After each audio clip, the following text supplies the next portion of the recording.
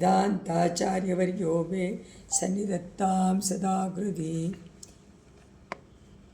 सन्तश्रीरङ्गपृथ्वीशः चरणत्राणशेखरागा जयन्ति भुवनत्राणापदपङ्कजरेणवगा भरताय परं नमोऽस्तु तस्मै प्रथमोदाहरणाय भक्तिभाजां यदुपज्ञमशेषतः पृथिव्यां प्रथितो राघवपादुका प्रभावगा ಶ್ರೀಮತೆ ನಿಗಮಾಂತ ಮಹಾದೇಶಿಕಾಯ ನಮಃ. ಪಾದುಕಾ ಸಹಸ್ರದಲ್ಲಿ ನಾದ ಪದ್ಧತಿಯಲ್ಲಿ 41ನೇ ಶ್ಲೋಕ ಕಂಟಿನ್ಯೂಯಸ್ ಆಗಿ 421 ಇಂದ ಆರಂಭ. ಸ್ವಾಮಿ ದೇಶಿಕರು ರಂಗನಾಥನ ಸಂಚಾರವನ್ನು ಅನುಭವಿಸಿ ಆ ಸಂಚಾರ ಕಾಲದಲ್ಲಿ ಪರಮಾತ್ಮ ಪಾದುಕೆಯನ್ನು ಧಾರಣೆ ಮಾಡಿಕೊಂಡು ಬರಬೇಕಾದ್ರೆ ಆ ಪಾದುಕಾದೇವಿಯಲ್ಲಿ ಇರುವಂತಹ ರತ್ನಗಳು, ಆ ರತ್ನಗಳ ಸಂಘರ್ಷಣೆಯಿಂದ ಉಂಟಾದಂಥ ನಾದ, ಆ ನಾದವನ್ನು ಕೇಳಿ ಒಂದೊಂದು ಬಾರಿ ಒಂದೊಂದು ತರಹ ಅನುಭವ ದೇಶಿಕರಿಗೆ ಆಗ್ತಾಯಿದೆ. ಅವರು ಅದರಲ್ಲಿ ಪೂರ್ತಿ ಮುಳುಗಿ ಹೋಗಿದ್ದಾರೆ. ಆ ನಾದ ಸಾಮಾನ್ಯವಲ್ಲ, ಅದು ಸಾಕ್ಷಾತ್ ಭಗವಂತನೇ ಏನೋ ಉಪದೇಶ ಮಾಡ್ತಾನೆ, ಇಲ್ಲ ಭಗವಂತನೇ ಇನ್ನೇನೋ ಹೇಳ್ತಾನೆ, ಅಥವಾ ಭಗವಂತ ತನ್ನ ಭಕ್ತರ ಮೂಲಕವಾಗಿ ಕೆಲವು ವಿಷಯಗಳನ್ನು ಎಲ್ಲರಿಗೂ ತಿಳಿಸ್ತಾನೆ. ಅನುಗ್ರಹ ಮಾಡೋಕ್ಕೋಸ್ಕರವಾಗಿ ಅವನು ಸಂಚಾರ ಬರೋದರಿಂದ ಆ ನಾದಗಳೆಲ್ಲ ಉಪದೇಶವೇ ಅಂತ ಅಂದ್ಕೊಳ್ತಾರೆ. ಒಂದೊಂದು ಬಾರಿ ಒಂದೊಂದು ತರಹ ಅನುಭವ.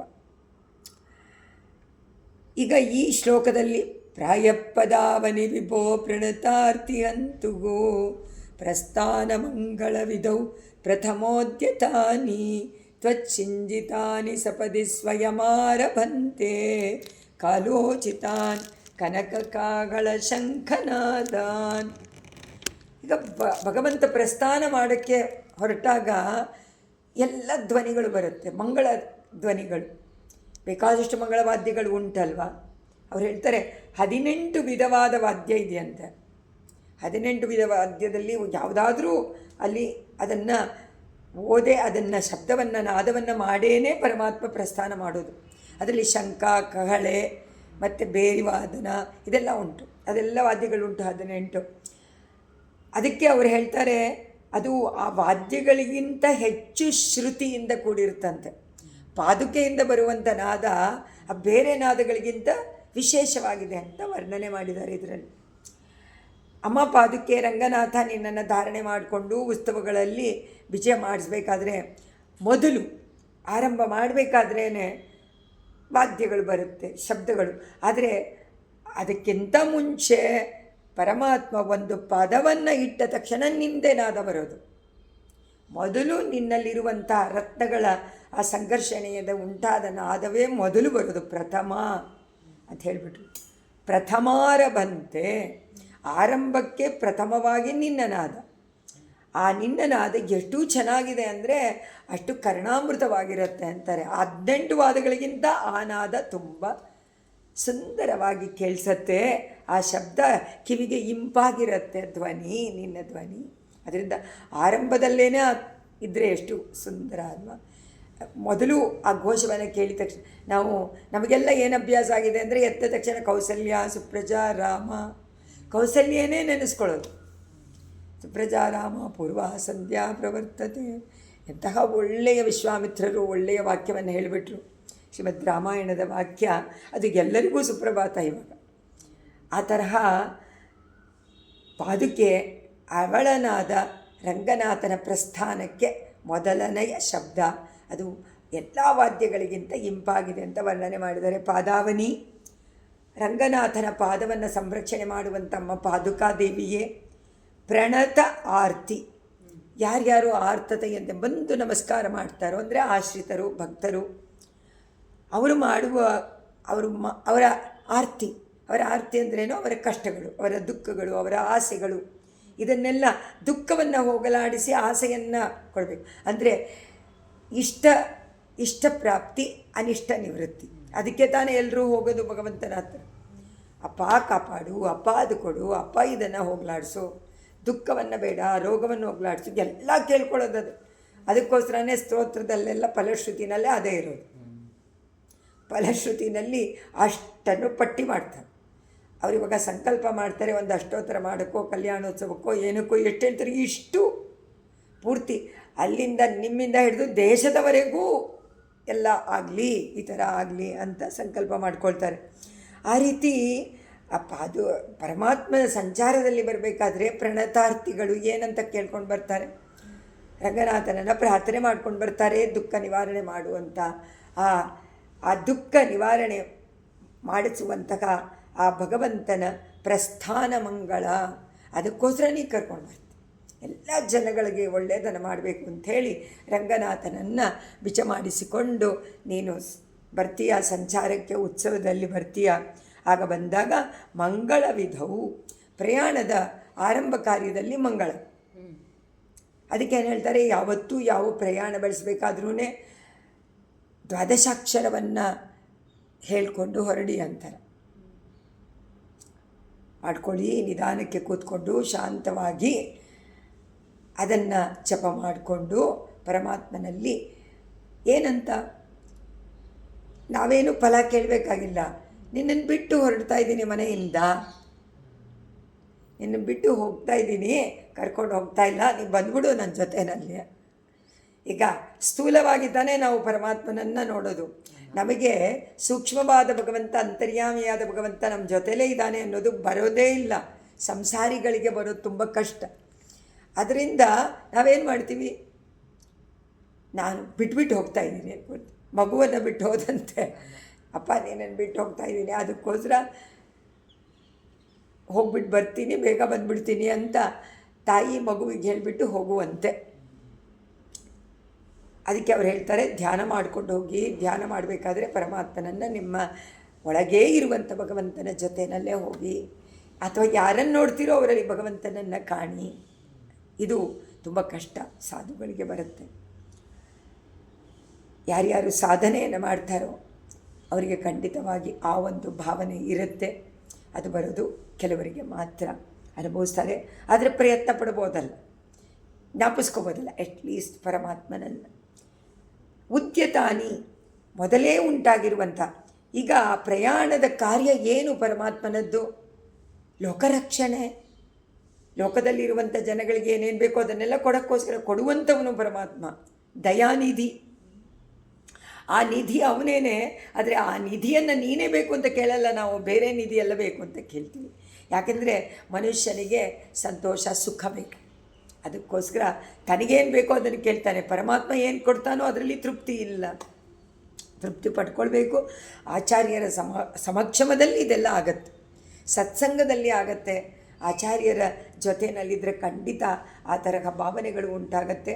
ಉದ್ಯತಾನಿ ಉಂಟಾಗಿರುವಂತಹ ತ್ವಚ್ಛಿಂಜಿತಾನಿ, ಆಗ ನಿನ್ನ ನಾದ ಶಬ್ದಗಳು ಕಾಲೋಚಿತಾನ್, ಪ್ರಯಾಣ ಕಾಲಕ್ಕೆ ತಕ್ಕಂತೆ ಕನಕ ಕಾಕಳ ಶಂಖನಾದ.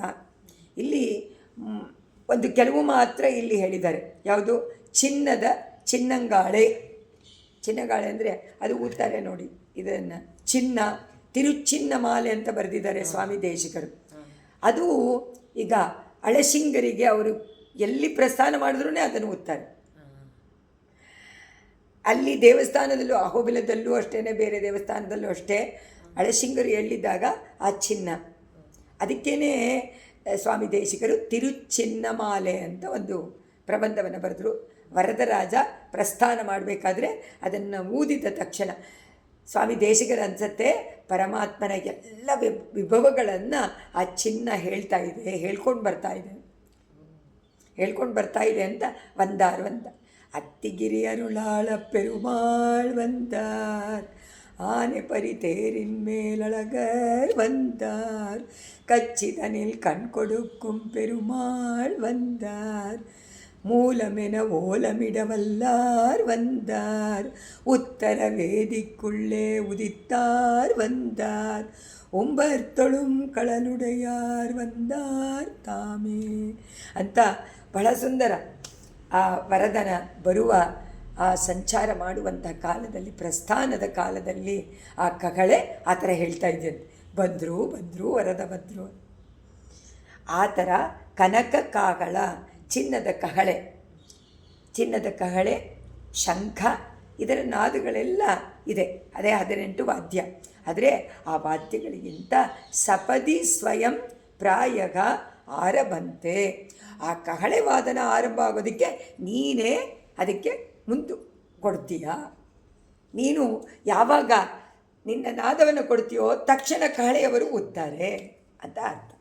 ಓ, ಪ್ರಸ್ಥಾನ ಆಯಿತು, ರಂಗನಾಥ ಬರ್ತಾ ಇದ್ದಾನೆ, ಎಲ್ಲರೂ ರೆಡಿಯಾಗಿ ಅಂತ ಇಲ್ಲಿ ಆಳ್ವಾರ ದಿವ್ಯ ಸೂಕ್ತಿಗಳು, ದೇವರ ಮುಂದೆ ಗೋಷ್ಠಿ, ಅದು ಹೋಗುತ್ತೆ ಮುಂದೆ ಪ್ರಥಮ.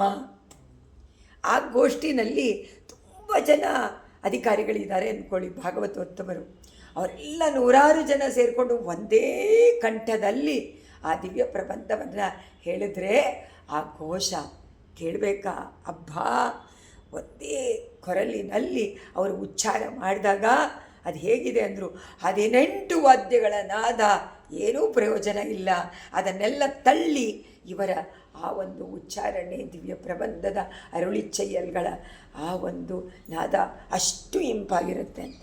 ಅದೆಲ್ಲದಕ್ಕಿಂತ ಅದನ್ನು ಕೇಳಬೇಕು. ಆ ಘೋಷವನ್ನು ಅತಿ ಮಧುರವಾದಂಥ ಶ್ರುತಿ ಮಧುರ ಅದು. ಆ ಶ್ರುತಿ ಮಧುರವಾದಂತಹ ಆ ದಿವ್ಯ ಚಯ್ಯಲ್ ಅವರ ತಿರುವಾಕ್ಕುಗಳಿಂದ ಬರ್ತಾ ಇರೋದು ಒಟ್ಟಿಗೆ ಸೇರಿ ಅಷ್ಟು ಆನಂದವನ್ನು ಕೊಡುತ್ತೆ. ಪರಮಾತ್ಮನಿಗೆ ಇನ್ನೆಷ್ಟು ಆನಂದ.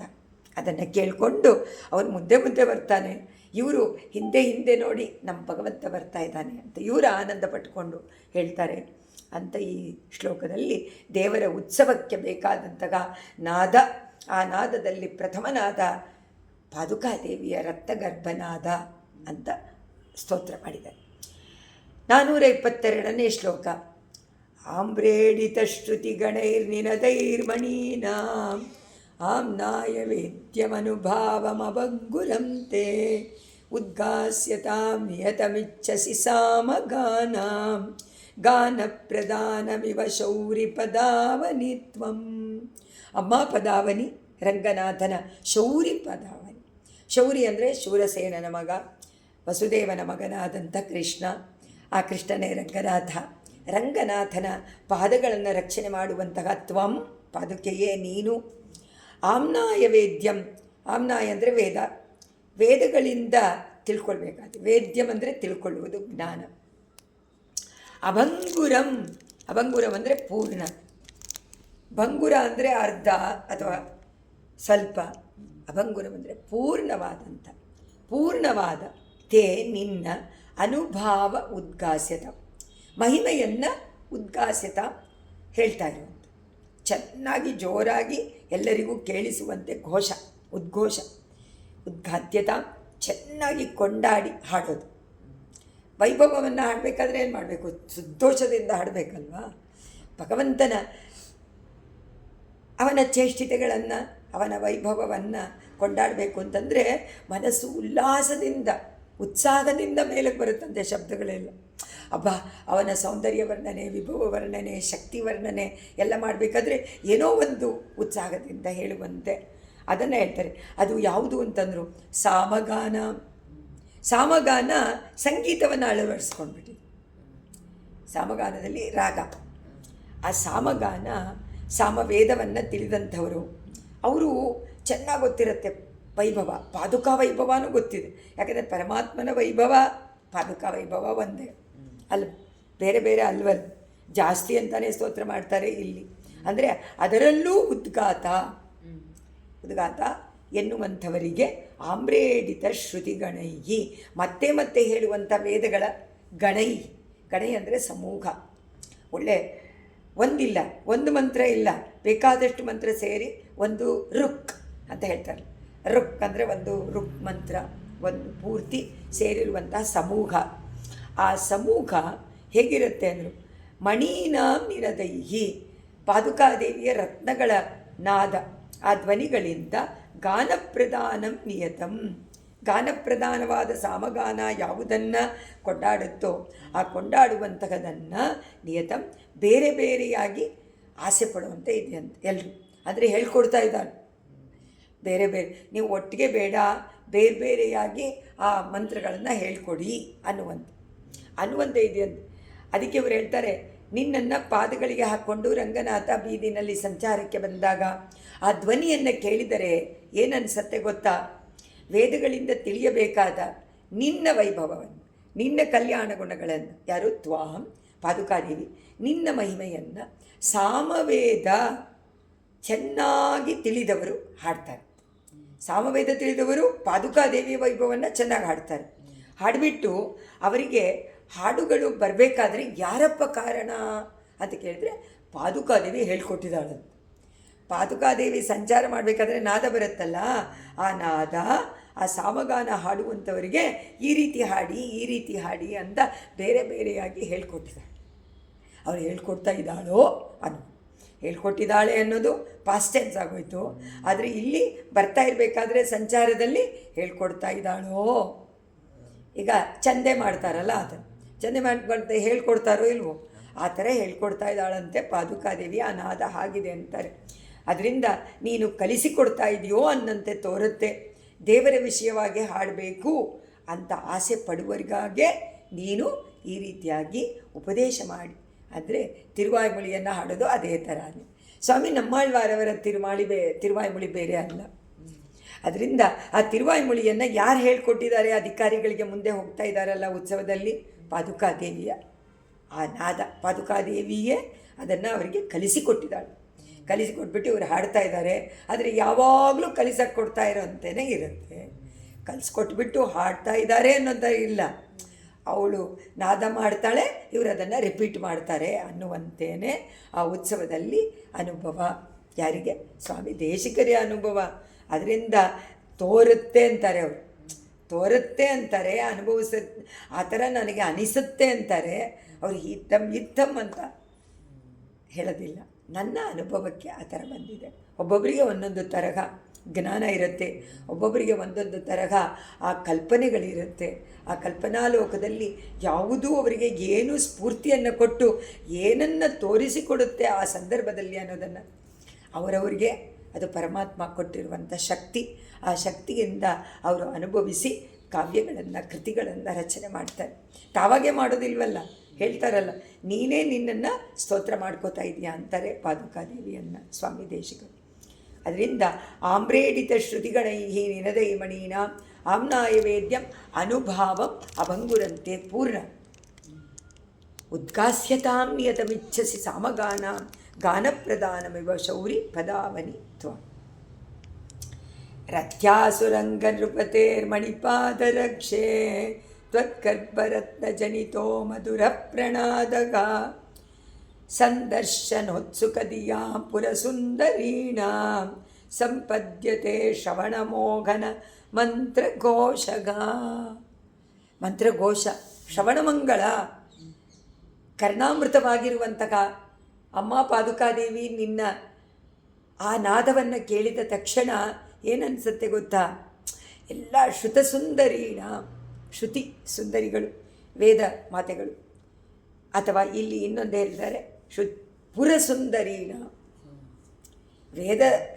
ವೇದಗಳ ಸುಂದರಿಯರಿಗೆ ಅಫ್ಕೋರ್ಸ್ ಚೆನ್ನಾಗಿರುತ್ತೆ. ಆದರೆ ಪುರಸುಂದರಿಗಳನ್ನು ವ್ಯಾಮೋಹ ಬರುವಂತೆ ಮಾಡಿಬಿಡ್ತಾಳಂತ. ಆ ಧ್ವನಿಯನ್ನು ಕೇಳಿದ ತಕ್ಷಣ ತುಂಬ ಮನಸ್ಸಿನಲ್ಲಿ ಏನೋ ಒಂದು ಆಸೆ ಉಂಟಾಗ್ಬಿಡುತ್ತಂತೆ. ಆ ಪರಮಾತ್ಮನನ್ನು, ರಂಗನಾಥನನ್ನು ನೋಡಬೇಕು, ಕೃತಾರ್ಥರಾಗಬೇಕು ಅಂತ ಹೇಳಿ ಪುರಸುಂದರ, ಪುರ ಅಂದರೆ ಪಟ್ಟಣ, ಪಟ್ಟಣದ ಎಲ್ಲ ಸುಂದರಿಗಳು ಬಂದು ನಮಸ್ಕಾರ ಮಾಡ್ತಾ ಇರಬೇಕಾದ್ರೆ ನಿನ್ನ ನಾದ, ಇಂಪಾದ ನಾದವನ್ನು ಕೇಳಿ ಹಾಗೇನೆ ಮೋಹ ಉಂಟಾಗ್ಬಿಡ್ತಾರೆ. ಈಗ ನಮ್ಮಾಳ್ವಾರು ತಾವು ಭಗವಂತನ ಚರಿತ್ರೆನೇ ಹೇಳಿ ಮೋಹಗೊಳ್ತಾಯಿದ್ರು, ಹಾಗೆ ಮೂರ್ಛೆ ಹೋಗ್ಬಿಡ್ತಾಯಿದ್ರು. ಆದರೆ ಇಲ್ಲಿ ಪಾದುಕಾದೇವಿಯ ನಾದವನ್ನು ಕೇಳಿ, ಆ ಸುಂದರವಾದ ಧ್ವನಿಯನ್ನು ಕೇಳಿ ಇವರು ಮೋಹಗೊಂಡು ಯಾರು ಸುಂದರಿಗಳು ಬಂದಿರ್ತಾರಲ್ಲ, ಮಹಿಳೆಯರೆಲ್ಲ ಓಡಿ ಬಂದು ಆ ನಂಪೆರುಮಾಳ್ನ ಉತ್ಸವದಲ್ಲಿ ಸೇವೆ ಮಾಡಬೇಕು ಅಂತ ಓಡಿ ಬಂದಾಗ ಅವನ ಅಲಂಕಾರ, ಅವನ ನಗುವಿನ ಮುಖ, ಅವನ ಪೂರ್ತಿ ದಿವ್ಯ ಮಂಗಳ ವಿಗ್ರಹವನ್ನು ಕಂಡು, ಅಲಂಕಾರವನ್ನು ಕಂಡು ಮೋಹಗೊಂಡು ಆ ನಾದ ಇವರಿಗಿನ್ನೂ ಆಸೆಯನ್ನು ಉಂಟು ಮಾಡಿಬಿಟ್ಟು ಮನಸ್ಸಿನಲ್ಲಿ ಏನೋ ಒಂದು ಥರ ಆಸೆ ಹಾಗೆ ಉಂಟಾಗತ್ತೆ ಅಂತ ಹೇಳ್ತಾರೆ. ಇದನ್ನು ಬಿಟ್ಟು ಹೋಗೋಕ್ಕಾಗದೇ ಇಲ್ಲ. ಇದು ಮುಂಚೆನೇ ಹೇಳಿದ್ದಾರೆ, ಮತ್ತೆ ಇಲ್ಲಿ ಇನ್ನೊಂದು ಸಾರಿ ಅದನ್ನು ಹೇಳ್ತಾ ಇದ್ದಾರೆ. ಅವರಿಗೆ ಬಿಟ್ಟು ಹೋಗೋಕ್ಕೆ ಮನಸ್ಸೇ ಬರೋದಿಲ್ಲ. ಉತ್ಸವದಲ್ಲಿ ಅವನ ಜೊತೆಯಲ್ಲೇ ಒಳಗೆ ಹೊಟ್ಟೋಗ್ಬಿಡೋಣ ಅಂತ ಹೊರಗೆಯಿಂದ ಶುರು ಮಾಡಿ ಅವನ ಜೊತೆಯಲ್ಲೇ ಹೋಗಿ ಅವನ ಪಿನ್ನಳಗೆ ಮುನ್ನಳಗೆ ಪಕ್ಕತ್ತಳಗೆ ಎಲ್ಲ ಅಳಗನ್ನು ಸೌಂದರ್ಯವನ್ನು ಅನುಭವಿಸಿ ಇವನನ್ನು ಬಿಟ್ಟು ಹೋಗೋಕ್ಕಾಗೋದೇ ಇಲ್ವಲ್ಲ ಅಂತ ಅಳಗು ಸೌಂದರ್ಯ ಕಣ್ಣಿಗೆ ದರ್ಶನ, ಆದರೆ ಕಿವಿಗೆ ಪಾದುಕಾದೇವಿಯ ಆ ಝಣ್ ಝಣ್ ಎನ್ನುವಂತಹ ಆ ನಾದ, ರತ್ನಗಳ ನಾದ ಆ ರೀತಿ ಮೋಹ ಉಂಟು ಮಾಡುತ್ತೆ ಅಂತ ಹೇಳ್ತಾರೆ ಇಲ್ಲಿ. ಮಣಿಪಾದ ರಕ್ಷೆ ರತ್ನಮಯವಾದಂತಹ ಪಾದುಕಾದೇವಿಗೆ ತ್ವವ ಗರ್ಭರತ್ನ ಜನಿತಃ, ನಿನ್ನಲ್ಲಿ ಜನಿತಃ ಉಂಟಾಗುವಂಥ ರತ್ನಗರ್ಭಗಳ ಸಂಘರ್ಷಣೆಯಿಂದ ಉಂಟಾಗುವಂತಹ ಮಧುರವಾದ ಪ್ರಣಾದಗ, ಇಂಪಾದ ನಾದ, ಆ ಧ್ವನಿ ರಥ್ಯಾಸು ರಂಗನೃಪತೆಗೆ. ಶ್ರೀರಂಗನಾಥ ಬೀದಿಗಳಲ್ಲಿ ಸಂಚಾರ ಮಾಡ್ತಾನೆ. ರಥ್ಯಾಸು ಅಂದರೆ ಅವನ ಬೀದಿಗಳು, ರಥ ಬರುವಂಥ ಬೀದಿಗಳು, ಅಲ್ಲಿ ಮಾಡ್ತಾನೆ. ಸಂಚಾರ ಮಾಡಬೇಕಾದ್ರೆ ನಿನ್ನ ಗರ್ಭರತ್ನ ನಾದಗಳು ಉಂಟಾಗತ್ತೆ. ಉತ್ಸುಕ ಆಸೆ ಪಟ್ಟುಕೊಂಡು ಓಡು ಬರುವಂತಹ ದಿಯಾಮ್ ಅಂದರೆ ಬುದ್ಧಿ, ಆಸೆಯಿಂದ ನಿನ್ನನ್ನು ದರ್ಶನ ಮಾಡಬೇಕು ಅಂತ ಓಡು ಬರುವಂತಹ ಪುರಸುಂದರೀಣ ಪಟ್ಟಣದ ಮಹಿಳೆಯರಿಗೆಲ್ಲ ಏನಾಗತ್ತೆ, ಅವರ ಶ್ರವಣ ಮೋಹನ, ಅವರ ಶ್ರವಣ ಕಿವಿಗಳಿಗೆ ಮನಮೋಹಕವಾಗಿರುತ್ತೆ. ಮನಸ್ಸಿಗೆ ಮೋಹನ ಕಿವಿಗಳ ಮೂಲಕ, ಮೊದಲು ಶ್ರವಣಕ್ಕೆ ಮೋಹ, ಆಮೇಲೆ ಮನಸ್ಸಿಗೆ ಮೋಹ. ಮೊದಲೇ ಆಸೆ ಇದೆ ಇವರಿಗೆ, ಆಸೆಯಿಂದ ಓಡಿ ಬಂದಿದ್ದಾರೆ. ಆ ಧ್ವನಿಯನ್ನು ಕೇಳಿ ಅವನನ್ನು ದರ್ಶನ ಮಾಡಿ ಇನ್ನೂ ಮೋಹಗೊಂಡು ಬಿಡ್ತಾರೆ. ಬಿಟ್ಟು ಹೋಗೋಕ್ಕೆ ಮನಸ್ಸು ಬರೋದಿಲ್ಲ. ಅವ್ರು ನಮಸ್ಕಾರ ಮಾಡ್ತಾ ಇರಬೇಕಾದ್ರೆ ನಿನ್ನ ಇಂಪಾದ ಧ್ವನಿ ಕೇಳಿ ಹಾಗೇನೆ ಮೋಹಿತರಾಗಿ ಅಬ್ಬಾ ಅಲ್ಲೇ ನಿಂತು ಬಿಡ್ತಾರೆ, ಸ್ಟ್ಯಾಚ್ಯೂ ಥರ ನಿಂತು ಬಿಡ್ತಾರೆ ನೋಡಿಕೊಂಡು ಅಂತಾರೆ. ಅನುಭವಿಸ್ತಾ ಎಲ್ಲವನ್ನೂ ಮರೆತು ಆ ಪರಮಾತ್ಮನ ಹಿಂದೇನೆ ಸಂಚಾರ ಮಾಡಿಕೊಂಡು ಓಡ್ತಾ ಇರ್ತಾರೆ. ಅವರಿಗೆ ಬೇರೆ ಯಾವುದರಲ್ಲೂ ಮನಸ್ಸು ಹೋಗೋದೇ ಇಲ್ಲ. ಕಾರಣ ಶ್ರವಣ. ತಿರುವಾಯ್ಮೊಳಿ ಕಾಲಕ್ಷೇಪ ಯಾರು ಮಾಡಿರ್ತಾರೋ ಸಂಪೂರ್ಣವಾಗಿ, ತಿರುವಾಯ್ಮೊಳಿಗೆ ಬೇಕಾದಷ್ಟು ವ್ಯಾಖ್ಯಾನಗಳು ಉಂಟು. ಆ ವ್ಯಾಖ್ಯಾನಗಳನ್ನೆಲ್ಲ ಇಟ್ಕೊಂಡು ಕಾಲಕ್ಷೇಪವನ್ನು ಒಂದು ಆಚಾರ್ಯರ ಬಳಿಯಲ್ಲಿ ಮಾಡುವಂಥವರಿಗೆ ಬೀದಿಯಲ್ಲಿ ಪರಮಾತ್ಮ ಸಂಚಾರ ಮಾಡಿಕೊಂಡು ಬರಬೇಕಾದ್ರೆ ಆ ಕಾಲಕ್ಷೇಪವನ್ನು ಬಿಟ್ಟು ಹೋಗೋಕ್ಕೆ ಮನಸ್ಸು ಬರೋದಿಲ್ಲ. ಕಾಲಕ್ಷೇಪ ಆಗ್ತಾ ಇದ್ದಾಗ ಉತ್ಸವ ಬಂದರೆ ಎದ್ದು ನಿಂತ್ಕೊಳ್ಳುತ್ತೆ, ಅದು ಏನಾಗುತ್ತೆ, ತಡೆ ಉಂಟಾಗುತ್ತೆ. ಅಯ್ಯೋ ಈ ಒಂದು ಒಳ್ಳೆಯ ಸಂದರ್ಭದಲ್ಲಿ ಟಕ್ಕಂದ ಏನೋ ಒಂದು ಬಂದುಬಿಡ್ತಲ್ಲ ಅಂತ ಬೇಜಾರಾಗುತ್ತೆ ಅಲ್ವ. ಅಷ್ಟು ಪರಮಾನಂದ ಉಂಟಾಗುವಂಥ ಶ್ರವಣ ಬಿಟ್ಟು ಹೋಗಲು ಮನಸ್ಸು ಬರೋದಿಲ್ಲ. ಆ ಪರಮಾತ್ಮ ಬಂದರೂ ಕೂಡ ಆ ಕಡೆ ನೋಡಬೇಕು ಅಂತ ಅನಿಸಲ್ಲ. ಎಷ್ಟು ಇದರ ವರ್ಣನೆ ಚೆನ್ನಾಗಿದೆಯಲ್ಲ. ಅದರಿಂದ ಶ್ರವಣ, ದರ್ಶನಕ್ಕಿಂತ ಶ್ರವಣ. ಅದರಿಂದ ಪ್ರಹ್ಲಾದ ಹೇಳುವಂತೆ 9 ವಿಧ ಭಕ್ತಿನಲ್ಲಿ ಮೊದಲನೇದು ಶ್ರವಣಂ ಕೀರ್ತನಂ. ಅದರಿಂದ ಶ್ರವಣ, ಪರಮಾತ್ಮ ನಮ್ಮ ಕಿವಿಗಳ ಮೂಲಕವಾಗಿಯೇ ಒಳಗಡೆ ಪ್ರವೇಶ ಮಾಡ್ತಾನೆ ಅಂತ ಸ್ವಾಮಿ ನಮ್ಮಾಳ್ವಾರ್ ಹೇಳ್ತಾರೆ. ಆ ರೀತಿ ಆಳ್ವಾರ್ ಸೂಕ್ತಿಗಳು ಅಷ್ಟು ಮನಸ್ಸನ್ನು ವ್ಯಾಮೋಹಗೊಳಿಸುತ್ತೆ, ಅಷ್ಟು ಆ ಚಿತ್ತವನ್ನೇ ಅಪಹರಣ ಮಾಡಿಬಿಡುತ್ತೆ. ಅಂತಹ ನಮ್ಮಾಳ್ವಾರು ಯಾಕೆ ಪರಭಕ್ತಿ, ಪರಜ್ಞಾನ, ಪರಮಭಕ್ತಿ ಮತ್ತು ಆ ಸಾಯುಜ್ಯದ ಮೋಕ್ಷದ ಅನುಭವ ತಾನೇ ಕೊಡ್ತಾರೆ ಆಳ್ವಾರ. ಆ 4 ವಿಧವಾದ ಭಕ್ತಿನಲ್ಲೂ ಪೂರ್ತಿಯಾಗಿ ನಿಂತು ಹಾಡಿರುವಂಥದ್ದು. ಸೊ ಅದರಿಂದ ಏನಾಗತ್ತೆ, ಅವರ ಭಾವನೆಯನ್ನು, ಅವರ ಕಲ್ಪನೆಯನ್ನು ಅನುಭವಿಸ್ತಾ ಇದ್ದಾಗ ಬೇರೆ ಏನು ಅಡ್ಡಿ ಬಂದ್ರೂ ಅಬ್ಬಾ ಏನಾಯ್ತಪ್ಪ ಇದು ಹಾಳಾಗೋಯ್ತಲ್ಲ ಅನುಭವ ಅಂತ ಅನಿಸುತ್ತಲ್ಲ, ಅದರಿಂದ ಹೋಗೋದಿಲ್ಲ. ಅದು ಪರಮಾತ್ಮ. ಅದಕ್ಕೆ ಪಾದುಕಾದೇವಿಯ ನಾದ, ತಿರುವಾಯ್ಮೊಳಿಯ ನಾದ ಎರಡೂ ಬಂತು ಅಂತ ಇಲ್ಲಿ ವ್ಯಾಖ್ಯಾನ, ಆಚಾರ್ಯರ ವ್ಯಾಖ್ಯಾನ. ಆಕಸ್ಮಿಕೇಷು ಸಮಯೇಷು ಅಪವಾರ್ಯ ಭೃತ್ಯಾನ್ ಅಂತಃಪುರಂ ವಿಶತಿರಂಗಪತೌ ಸಲೀಲಂ ವ್ಯಾಮೋಗನೇನ ಭವತಿ ಸುದೃಶಾಮಧೀತೆ ಮಂಜುಸ್ವನೇನ ಮದನೋಪನಿಷದ್ರಹಸ್ಯಂ. ಮದನ ಉಪನಿಷತ್ ರಹಸ್ಯಂ. ಮದನ ಅಂದ್ರೇನು? ಕಾಮ. ಅವನ ಉಪನಿಷತ್ತಂತೆ ಆ ರಹಸ್ಯವನ್ನು ಹೇಳ್ಕೊಡ್ತಾ ಇದ್ದಾಳಂತೆ ಇವಳು ಪಾದುಕ. ಶ್ರೀರಂಗನಾಥ ರಂಗನಾಯಕಿಯ ಸನ್ನಿಧಿಗೆ ವರ್ಷದಲ್ಲಿ ಒಂದೇ ಬಾರಿ ಒಳಗಡೆ ಹೋಗೋದು, ಆದರೆ ಬರ್ತಾ ಇರ್ತಾನೆ. ಆದರೆ ಆ ಥರ ತಾಯಾರ ಸನ್ನಿಧಿ ಮುಂದೆ ಹೋದಾಗ ಮಾತ್ರ ತಾಯಾರ ಸನ್ನಿಧಿ ಒಂದು ಸತಿ ನೋಡಿಬಿಟ್ಟು ಹೊಟ್ಟೋಗ್ತಾನೆ, ಒಳಗೋಗಲ್ಲ, ತಾಯಾರು ಬರೋದಿಲ್ಲ. ಅದರಿಂದ ಒಂದೇ ಒಂದು ಸತಿ ಪಂಗುನಿ ಉತ್ತರದ ದಿವಸ ಒಳಗಡೆ ಹೋಗಿ ಅವಳ ಜೊತೆಯಲ್ಲಿದ್ದು 18 ಬಾರಿ ಇದನ್ನು ತಿರುಮಂಜನ ಮಾಡಿಕೊಂಡು ಅಲ್ಲಿ ಕಾಲ ಕಳೆದ್ಬಿಟ್ಟು ಬರ್ತಾರೆ. ಆದರೆ ಬೇರೆ ಟೈಮ್ನಲ್ಲಿ ಇಲ್ಲ. ಸನ್ನಿಧಿಗೆ ವಿಜಯ ಮಾಡಿಸ್ಬೇಕು ಅಂತ ಅದು ಒಂದು ನಿಯಮ, ಅವರ ಆಗಮಶಾಸ್ತ್ರ, ಅವರ ನಿಯಮ. ಹೀಗಿದ್ದರೂ ಕೂಡ ಅಮ್ಮ ಪಾದುಕೆ ನಿನ್ನನ್ನಿದ್ದರೆ ಪರಮಾತ್ಮ ನಿನ್ನನ್ನು ಧರಿಸಿಕೊಂಡು ಬರ್ತಾನೆ.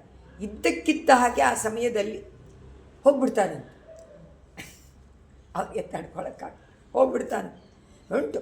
ಆಗ ಲಕ್ಷ್ಮಿ ಅವರೆಲ್ಲ ಅಂತಃಪುರದಲ್ಲಿ ಇರ್ತಾರಲ್ಲ, ಅಂತಃಪುರದ ಸ್ತ್ರೀಗಳೆಲ್ಲ ನಿನ್ನ ಧ್ವನಿಯನ್ನು ಕೇಳಿ ಅಬ್ಬಾ ಪರಮಾತ್ಮ ಬಂದ್ಬಿಟ್ನಾ ಅಂತ ಮನಸ್ಸು ಹೋಗ್ಬಿಡ್ತಾರಂತೆ. ಮನಸ್ಸು ತುಂಬ ಆನಂದ ಉಂಟಾಗ್ಬಿಡುತ್ತಲ್ವ, ತುಂಬ ಆಸೆಗೆ ಅಧೀನರಾಗ್ಬಿಡ್ತಾರಂತೆ.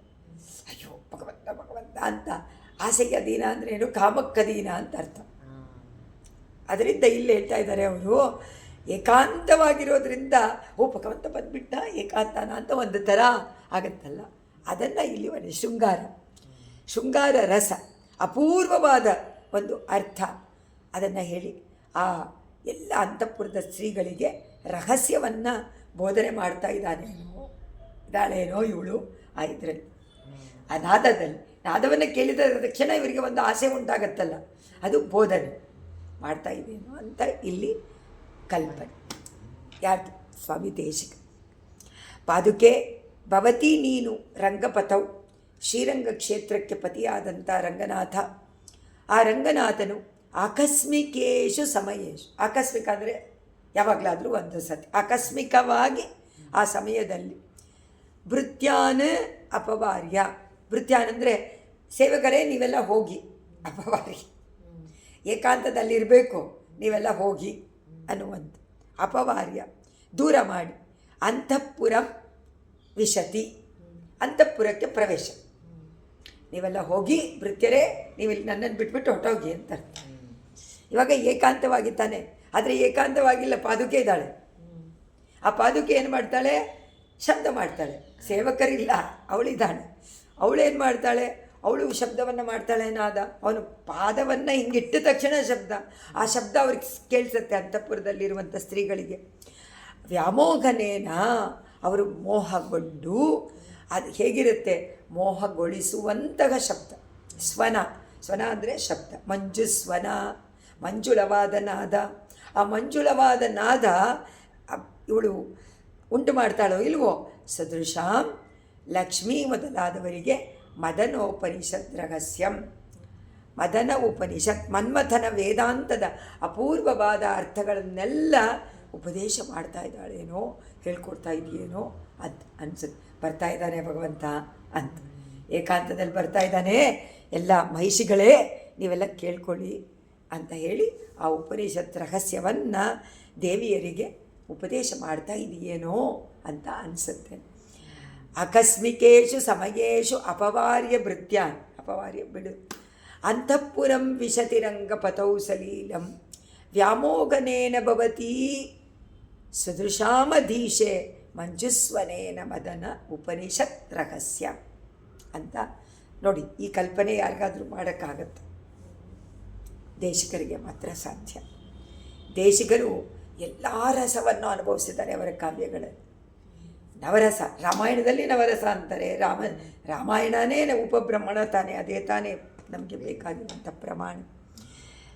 ಅದರಲ್ಲಿ ಬರುವಂಥ ಎಲ್ಲ ರಸಗಳನ್ನು ಈ ಪಾದುಕಾ ಸಹಸ್ರದಲ್ಲಿ ಅನುಭವಿಸಿ, ಪಾದುಕಾದೇವಿಗೂ ಪರಮಾತ್ಮನಿಗೂ ಇರುವಂಥ ಸಂಬಂಧ, ಆ ಸಂಬಂಧದಲ್ಲಿ ಉಂಟಾಗುವಂತಹ ನಾದದ ವಿಶೇಷಣವಾದ ಕಲ್ಪನೆಗಳು, ಇದೆಲ್ಲ ಅಂತಹ ಸ್ವಾಮಿ ದೇಶಕರಿಗೆ ಮಾತ್ರ ಸಾಧ್ಯವಾದದ್ದು ಅನಿಸತ್ತೆ ಇಲ್ವಾ?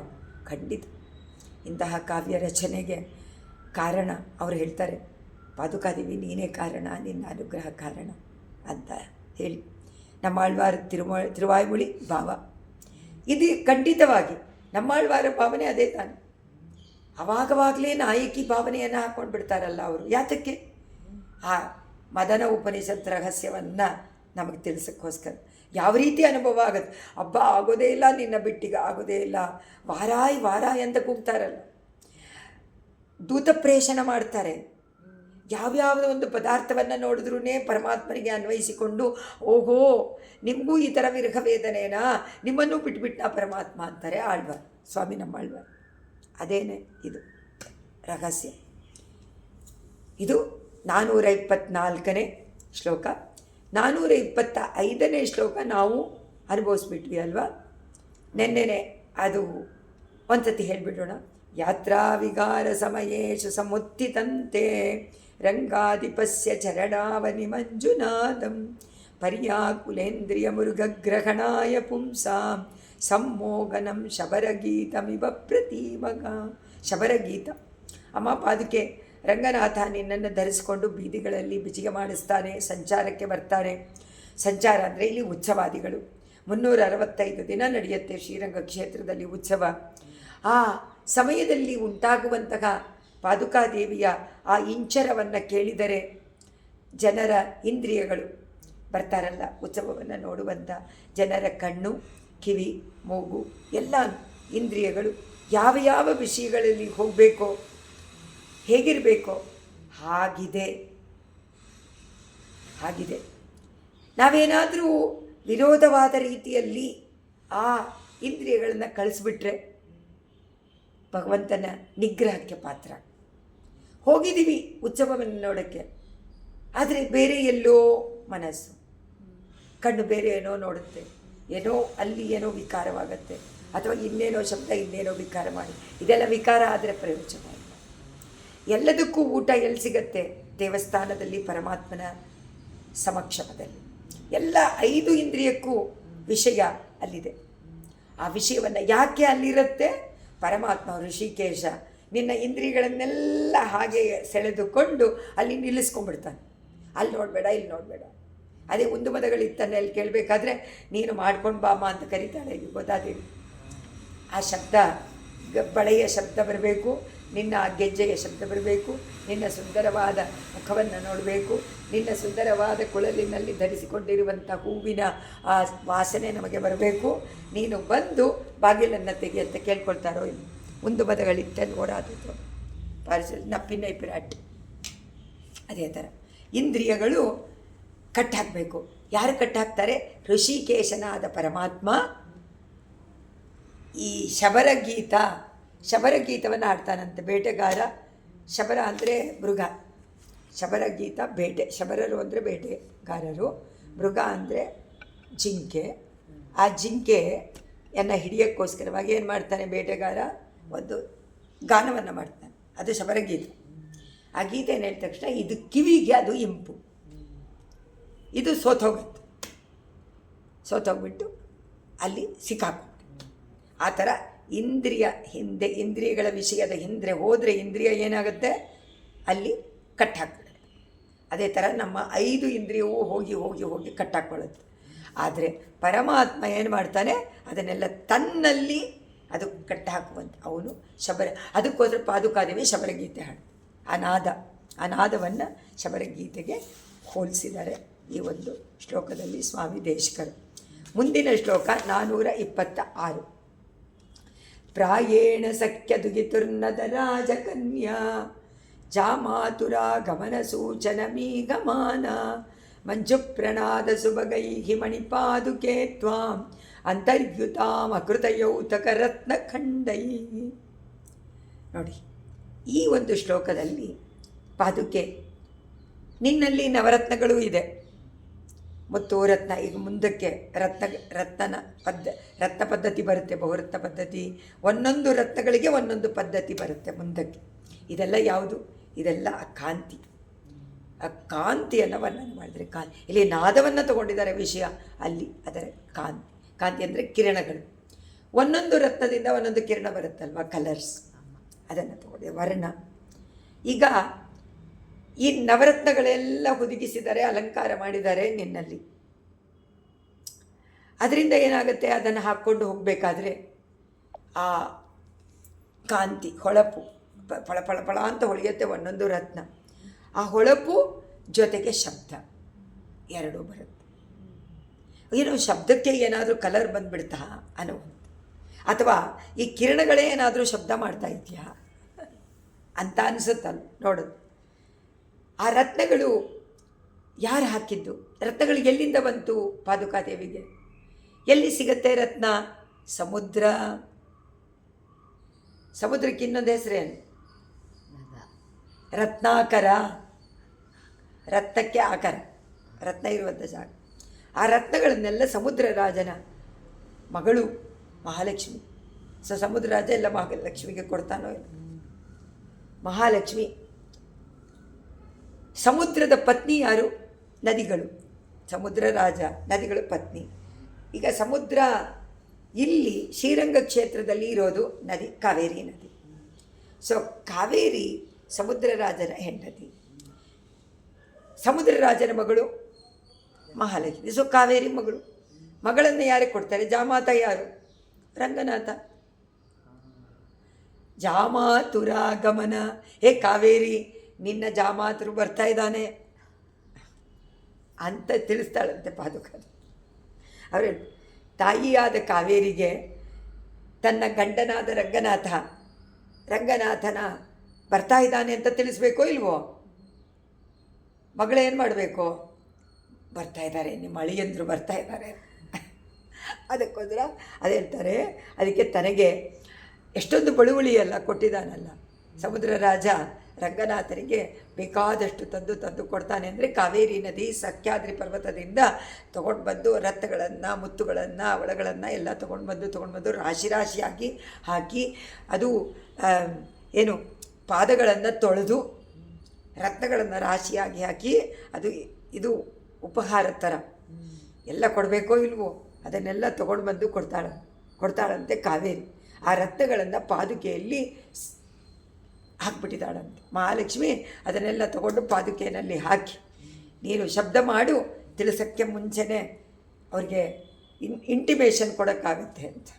ಕಾವೇರಿ ಬರ್ತಾಯಿದ್ದ, ರಂಗನಾಥ ಬರ್ತಾ ಇದ್ದಾನೆ, ನೀನು ಏನೇನು ಕೊಡಬೇಕೋ ಎಲ್ಲವನ್ನು ನಿನ್ನ ಕೈನಲ್ಲಿ, ಅಲೆಗಳು ಎನ್ನುವಂಥ ಕೈನಲ್ಲಿ ಇಟ್ಕೊಂಡು ಅದನ್ನೆಲ್ಲ ಪಾದದಲ್ಲಿ ಹಾಕು ಅಂತ. ಈಗ ಇದು ಬಂದರೆ, ಅಲೆ ಬಂದರೆ ಏನು ಮಾಡುತ್ತೆ? ಅದರಿಂದ ತೊಗೊಂಡು ಬಂದು ಒಳಗೆ ಇರೋದನ್ನೆಲ್ಲ ತೊಗೊಂಡು ಬಂದು ಹೊರಗಡೆ ಹಾಕತ್ತಲ್ಲ, ಆ ಥರ ರತ್ನಗಳನ್ನೆಲ್ಲ ತೊಗೊಂಡು ಬಂದು ಹೊರಗೆ ಹಾಕತ್ತೆ. ಅದನ್ನೇ ಹೇಳಿದ್ದಾರೆ. ಈಗ ಇದನ್ನು ಬೇರೆ ಸ್ವಾಪದೇಶ ಅರ್ಥದಲ್ಲಿ ನೋಡಿದರೆ, ಜೀವಾತ್ಮ ಪಾಪ ಮಾಡಿದ್ರೆ ಅಹಮಸ್ಮಿ ಅಪರಾಧ ಚಕ್ರವರ್ತಿ. ಆದರೆ ಪರಮಾತ್ಮ ಕರುಣೇ ತ್ವಂಚ ಸಾರ್ವಭೌಮಿ. ದಯಾದೇವಿ ಅಂತೂ ದಯಾದೇವಿನೇ. ಪಾದುಕಾದೇವಿ ಹೇಗೋ ಹಾಗೆ ದಯಾದೇವಿ. ಆದರೆ ಪರಮಾತ್ಮ ದಂಡಧರ. ಅವನಿಗೆ ಯಾವತ್ತೂ ಅವನು ಶಿಕ್ಷೆ ಕೊಡದೆ ಇರೋದಿಲ್ಲ. ಪಾಪ ಮಾಡಿದೆಯಾ ಶಿಕ್ಷೆ, ಇದರಲ್ಲಿ ಏನು ವ್ಯತ್ಯಾಸ ಮಾಡೋಕ್ಕಾಗೋದೇ ಇಲ್ಲ. ದಂಡಧರ ಭಗವಂತ. ಯಾತಕ್ಕೆ? ಅವರನ್ನು ತಿರುಗಿಸೋದಕ್ಕೆ. ಶಿಕ್ಷೆ ಕೊಟ್ಟರೆ ತಾನೇ ಅವರು ಸರಿ ಹೋಗ್ತಾರೆ. ಅವರಿಗೆ ಒಳ್ಳೆಯ, ಅವನು ಹೇಳ್ತಾನೆ, ನೀ ಪಾಪ ಮಾಡಿದ್ಯಾ, ನಿನ್ಗೆ ಯಾಕೆ ಒಳ್ಳೆಯ ವಿಷಯ, ನೀನು ಬೇಡವೇ ಬೇಡ, ನೀನು ಯಾವಾಗಲೂ ದುಷ್ಟನಾಗಿದೆಯಾ ಅಂತ ನಿಗ್ರಹ ಮಾಡ್ತಾನೆ. ನಿಗ್ರಹ ಮಾಡಿದಾಗ ಅವರಿಗೆ ಒಳ್ಳೆಯ ವಿಷಯ ಬೇಕಾಗದೇ ಇಲ್ಲ. ಅವರಿಗೆ ಒಳ್ಳೆಯ ವಿಷಯ ಅವ್ರಿಗೆ ಕೇಳೋಕ್ಕೆ ಆಗೋದಿಲ್ಲ. ತುಂಬ ಕಷ್ಟ. ನಮಗೇನೆ ಎಷ್ಟೋ ಸತಿ ಆಗಲ್ವಾ? ನಾವು ಮಾಡಿಲ್ವ ಪಾಪಿಷ್ಟರು ತಾನೆ. ಅದರಿಂದ ಅವನು ಸಂಕಲ್ಪ ಮಾಡ್ತಾನೆ, ನಿನಗೆ ಶಿಕ್ಷೆಯನ್ನು ಕೊಡ್ತೀನಿ ಅಂತ. ನಿಗ್ರಹ ಕ್ಷಿಪಾಮಿ ಅಜಸ್ರಂ ಅಶುಭಾನಿ ಅಂತ. ಯಾವುದು? ಅಸುರ ಯೋನಿನಲ್ಲಿ ನಿನ್ನನ್ನು ಹತ್ತೀನಿ ಅದು ಬಿಡ್ತಾನೆ ಕೃಷ್ಣ ಹೇಳ್ತಾನೆ ಭಗವದ್ಗೀತೆನ. ಹಾಗೆ ಮಹಾಲಕ್ಷ್ಮಿನಲ್ಲಿ ಜೀವಾತ್ಮ ಕೇಳ್ಕೋಬೇಕಂತ, ಅಮ್ಮ ನಮಗೆ ಒಳ್ಳೆಯ ಬುದ್ಧಿಯನ್ನು ಕೊಡಮ್ಮ, ಒಳ್ಳೆಯ ಜ್ಞಾನವನ್ನು ಕೊಡಮ್ಮ, ಕರುಣಿಸಮ್ಮ, ಸದ್ಗತಿಯನ್ನು ಅನುಗ್ರಹವಂತೆ ನೀನು ಮಾಡಬೇಕು ಅಂತ ಯಾರ ಹತ್ರ ಕೇಳ್ಕೋಬೇಕು? ಪುರುಷಕಾರ ಭೂತೆಯಾದ ಮಹಾಲಕ್ಷ್ಮಿನಲ್ಲೇ ಕೇಳ್ಕೋಬೇಕು. ತಾಯಿಯಲ್ಲೇ ಮೊದಲು ಶರಣಾಗತಿ. ಸ್ವಾಮಿ ರಾಮಾನುಜರು ಅದಕ್ಕೇನೆ ಭಗವನ್ನಾರಾಯಣಾಭಿಮತಾನುರೂಪ ಸ್ವರೂಪ ಎನ್ನುವಂಥ ಚೂರ್ಣಿಕೆ ತಾಯಿಯ ಶರಣಾಗತಿ. ಮೊದಲು ಶ್ರೀಮತ್, ಆಮೇಲೆ ಶ್ರೀಮತ್. ಮೊದಲು ಶ್ರೀನಲ್ಲಿ ಶರಣಾಗತಿ ಪ್ರಾರ್ಥಿಸಿದರೆ ಅವಳೇನು ಮಾಡ್ತಾಳೆ? ಅವಳು ಹಾಗೇ ಆಗಲಿ ಅಂತ ಸಂಕಲ್ಪ ಮಾಡ್ತಾಳೆ. ಆದರೆ ಪರಮಾತ್ಮ ಡೈರೆಕ್ಟಾಗಿ ಅವನಲ್ಲಿ ಮಾಡಿ ಕೇಳ್ಕೊಳ್ಳಿ, ಪಾಪ ಎಲ್ಲ ನೀಗ್ಸಪ್ಪ ಅಂತ ಕೇಳ್ಕೊಳ್ಳಿ, ಮಾಡಲ್ಲ. ಪುರುಷಕಾರ ಬೇಕು. ಅದರಿಂದ ಅವಳು ಯಾವಾಗ ಹೇಳ್ತಾಳೆ? ಸಾಮಾನ್ಯ ಲೋಕದಲ್ಲಿ ನಾವು ನೋಡುವಂತೆ ಒಂದು ಹುಡುಗ ತಪ್ಪು ಮಾಡಿರ್ತಾನೆ, ಅವನು ಸೀದಾ ಏನು ಮಾಡ್ತಾನೆ, ತಂದೆ ಹತ್ರ ಹೇಳೋಲ್ಲ. ಅಮ್ಮ ನೀ ಸೈನ್ ಪಡ್ಕೊಡ್ತುಡಮ್ಮ ಪ್ರೋಗ್ರೆಸ್ ರಿಪೋರ್ಟ್ ಅಂತ ಪ್ರೋಗ್ರೆಸ್ ರಿಪೋರ್ಟ್ ತೊಗೊಂಡ್ಬಿಡ್ತಾನೆ. ಅದರಲ್ಲಿ ಏನೋ ಇದೆ, ಯಾವಾಗಲೂ ಮಾಡಿಸ್ಕೋತಾ ಇದೆಯಲ್ಲ ನೀನು, ಅವ್ರ ಹತ್ರನೇ ಮಾಡಿಸ್ಕೋತಂದೆ. ಅಮ್ಮ ಪ್ಲೀಸ್ ಅಮ್ಮ ಇದು ವರ್ವೀಶಿ ಪಂಡುಡಮ್ಮ ಅಂತ ಕೇಳ್ತಾನೋ ಇಲ್ವೋ. ತಾಯಿ ಏನು ಮಾಡ್ತಾಳೆ, ಆಗ ಇನ್ನು ಮುಂದಕ್ಕೆ ತಿರ್ಗಾ ನೋಡಿದ್ರೆ ಬೈಗಳು, ಶಿಕ್ಷೆ ಉಂಟಾಗತ್ತೆ ತಂದೆಯಿಂದ. ಅದಕ್ಕೆ ಒಳ್ಳೆಯ ಸಮಯವನ್ನು ಕಾದು ಅವರಿಗೆ ತುಂಬ ಪ್ರೀತಿ ಪಾತ್ರವಾದ ತಿಂಡಿಗಳೆಲ್ಲ ಮಾಡಿಕೊಟ್ಟು ಅವರನ್ನು ಸ್ವಲ್ಪ ಶಾಂತವಾಗಿ ಮಾಡಿ ಆಮೇಲೆ ನಿಧಾನಕ್ಕೆ ಹೇಳ್ತಾಳೆ. ಬೈದೆ ಅವರ ಮುಖವನ್ನು ನೋಡಿಕೊಂಡು ಸದ್ಯ ಕೋಪ ಬರಲ್ವಾ ಅಂತ ನೋಡಿಕೊಂಡು ನಿಧಾನಕ್ಕೆ ಸಮಾಧಾನ ಮಾಡುವಂತೆ ಮಹಾಲಕ್ಷ್ಮಿ ಮಾಡ್ತಾಳೆ. ಇದು ಶ್ರೀ ಎನ್ನುವಂತಹ ಪದಕ್ಕೆ 6 ಅರ್ಥಗಳು ಉಂಟು. ಆ 6 ಅರ್ಥಗಳಲ್ಲಿ ಇದೊಂದು. ಅದನ್ನು ಮಾಡ್ತಾಳೆ. ಮಾಡಿ ಪ್ರಾರ್ಥನೆ ಮಾಡಿ ವಾಲ್ಲಭ್ಯದಿಂದ ಪರಮಾತ್ಮನನ್ನು ಸಮಾಧಾನ ಮಾಡಿ ವಾತ್ಸಲ್ಯದಿಂದ ಜೀವಾತ್ಮನನ್ನು ಕಾಪಾಡ್ತಾಳೆ. ಅದರಿಂದ ನಾವು ಜೀವಾತ್ಮರಲ್ಲಿ ವಾತ್ಸಲ್ಯದಿಂದ ಈ 2 ಕೆಲಸ ಯಾರು ಮಾಡ್ತಾರೆ ಅಂದರೆ ಆಚಾರ್ಯರು. ಆಚಾರ್ಯರು ವಾತ್ಸಲ್ಯನೂ ತೋರಿಸ್ತಾರೆ, ಅಲ್ಲಿ ವಾಲಭ್ಯನೂ ತೋರಿಸ್ತಾರೆ. ತಾಯಿ ಏನು ಮಾಡ್ತಾಳೋ ಆ ಪುರುಷಕಾರವನ್ನು ಆಚಾರ್ಯರೇ ಮಾಡ್ತಾರೆ. ನಮಗೆ ಮಹಾಲಕ್ಷ್ಮಿ ತಾಯಾರು ಕಾಣಿಸ್ತೇ ಇರ್ಬೋದು, ಆದರೆ ಆಚಾರ್ಯರು ಕಾಣುವಂತಹ ತಾಯಿ ತಂದೆ. ಸೊ ಆಚಾರ್ಯರೇ ಸರ್ವಸ್ವ. ಅನ್ನಯಾಯ್ ಅತ್ತನಾಯ್ ಎನ್ನಯ್ಯ ಆಂಡಿಡುಂ ತನ್ಮಯಾನ್ ಶಟಗೋಪನ್. ಮಧುರ ಕವಿಗಳಿಗೆ ಶಟಗೋಪರೇ ಎಲ್ಲ. ಅದರಿಂದ ಅವರು ಅದನ್ನೇ ನಮಗೆ ಮೊದಲು ತೋರಿಸಿಕೊಟ್ಟನು ಮಧುರ ಕವಿ ಆಳ್ವಾರ್. ಅದರಿಂದ ಸದಾಚಾರ್ಯರ ಕರುಣೆ, ಅವರ ಕಾರ್ಯ, ಅವರ ಉಪದೇಶ, ಮಹಾಲಕ್ಷ್ಮಿಯ ಪುರುಷಕಾರನೂ ಬೇಕು, ಅವರದನ್ನು ಮಾಡಿಸ್ತಾರೆ. ಪರಮಾತ್ಮನ ಹಿಂದಿನ ಸಂಕಲ್ಪ ಚೇಂಜ್ ಆಗುತ್ತೆ. ಹಿಂದಿನ ಸಂಕಲ್ಪ ಏನು, ಇವನನ್ನು ಕ್ಷಿಪಾಮಿ, ನಿಗ್ರಹ ಮಾಡ್ತೀನಿ, ದಂಡನೆ ಕೊಡ್ತೀನಿ ಅಂತ.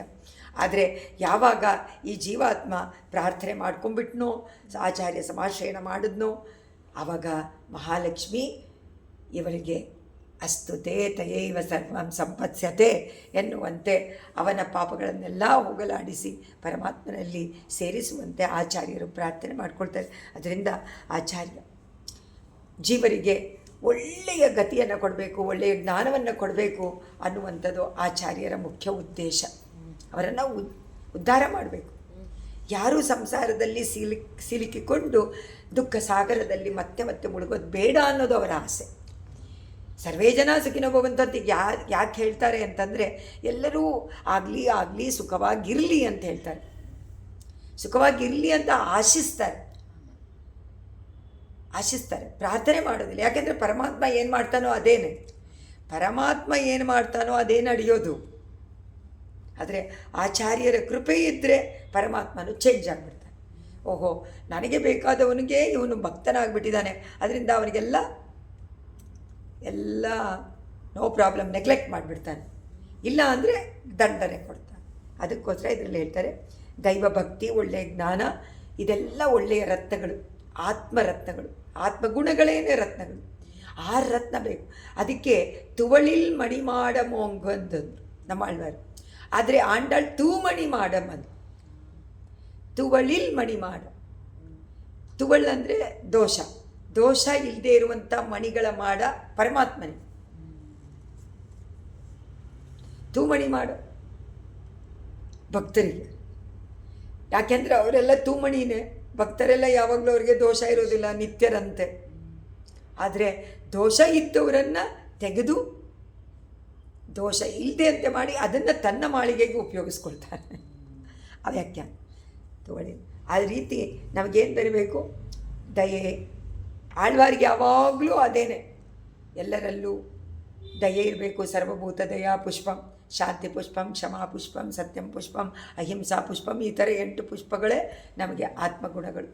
ಆತ್ಮಗುಣಗಳನ್ನು ನಾವು ಬೆಳೆಸ್ಕೋಬೇಕಾದ್ರೆ ನಮಗೆ ಆಚಾರ್ಯರ ಕೃಪಾ ಕಟಾಕ್ಷ ಇದ್ರೇ ಆಗೋದು, ಸತ್ಸಂಗ ಇದ್ರೇ ಆಗೋದು.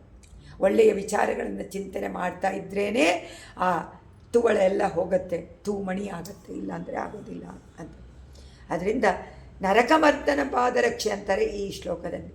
ನರಕಮರ್ದನ, ನರಕಾಸುರನನ್ನು ಮರ್ದನ ಮಾಡಿದಂತಹ ಕೃಷ್ಣ, ಆ ಕೃಷ್ಣನೇ ರಂಗನಾಥ. ಆ ರಂಗನಾಥನ ಪಾದುಕೆಗೆ ಅವನ ಪಾದಗಳನ್ನು ರಕ್ಷಣೆ ಮಾಡುವಂತಹ ರತ್ನ ಪಾದುಕೆ.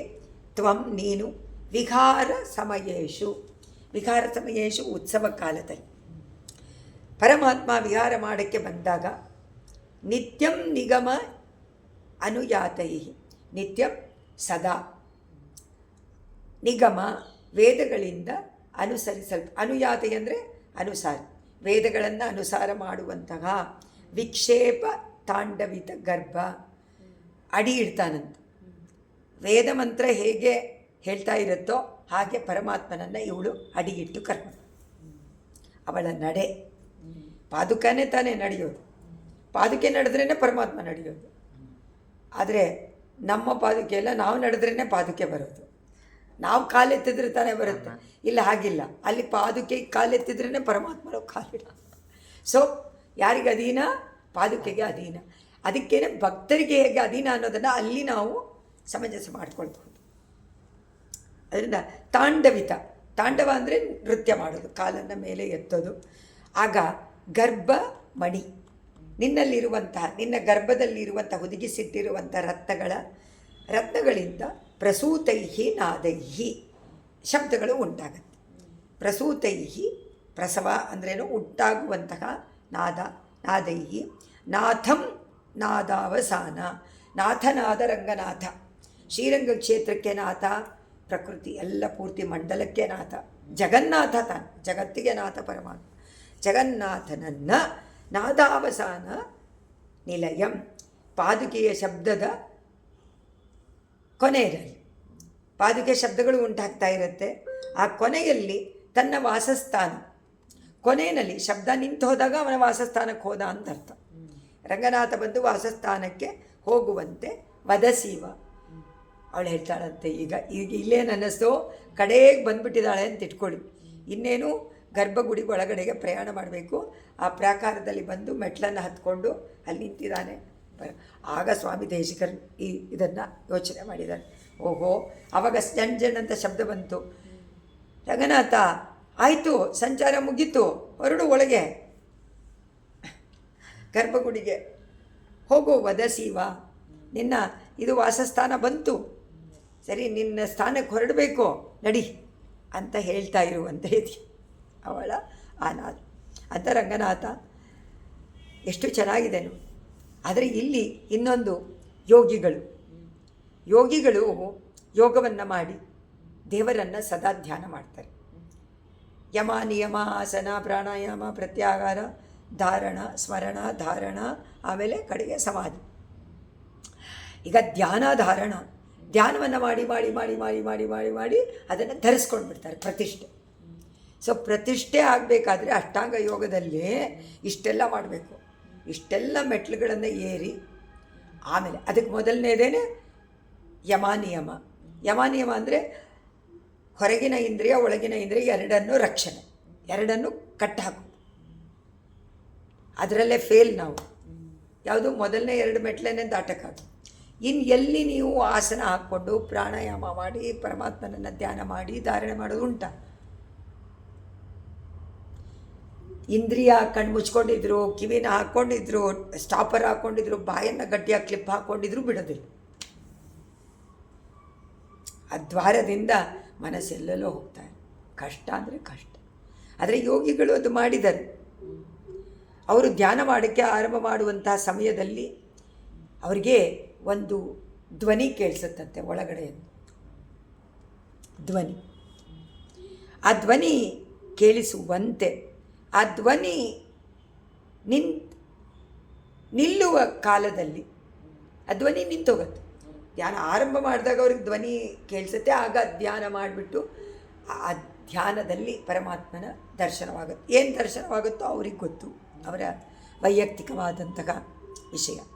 ಯಾರನ್ನು ಅವ್ರು ಧ್ಯಾನ ಮಾಡ್ತಾರೋ ಅವರಿಗೆ ಸಂದರ್ಶನ ಕೊಡು. ಯೋ ಯೋ ಯಾಂ ಪ್ರಪದ್ಯಂತೆ ತಾಂ ಸತೈವ ಭಜಾಮ್ಯಹಂ ಅನ್ನುವಂತೆ. ಅದರಿಂದ ಕೊಡ್ತಾನೆ. ಆ ಧ್ವನಿ ಕೇಳಿಸತ್ತೆ.